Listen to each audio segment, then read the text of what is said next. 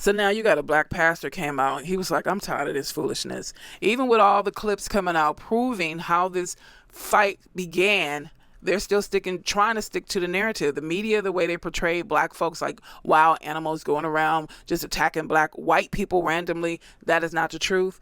Matter of fact, you have black people trying to de-escalate the situation, and then you saw the white people escalating it, walking, stumbling around, drunk in the street, throwing out racial slurs. From what I see, we're going to have to just dismantle this whole plantation, black folks. We're going to have to dismantle it, because I keep telling y'all, the enslaved were not docile. They fought back. I'm not saying we're enslaved, but I'm saying we need to shut this country down. More people need to lose their jobs. More companies need to go bankrupt, and let them see that we're not playing. You want to keep propelling or propagating this false narrative of us, even when their truth has come out to show that it's a lie. Okay, now we need to hit them in their pockets stronger. Check this out. So now that more information has come out, it's looking like the Cincinnati Brawl narrative we were fed by all the racists is complete bullshit. Of course, let's get into it.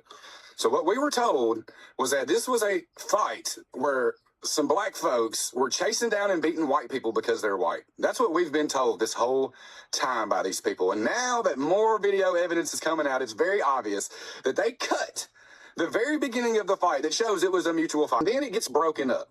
A black man and a white man both step in, break it up. They de-escalate it. And then the big white man walks up to the black man in the red shirt and smacks him right in the face, and then all hell breaks loose.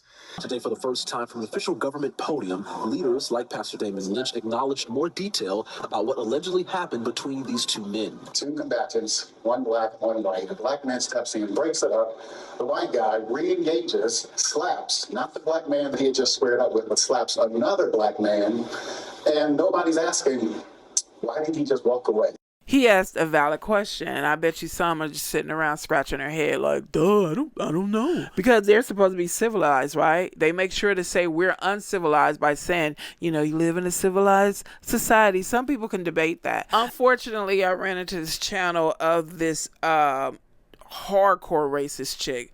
Look like the all-American white girl. Her name is Lily something. She speaks so horrible about black folks. But these are the people who say we're not worth thinking about. They don't waste their time thinking about us. But yet you create whole platforms talking about us, right? They don't talk to one another, telling one another to obey the law. It's only reserved for us.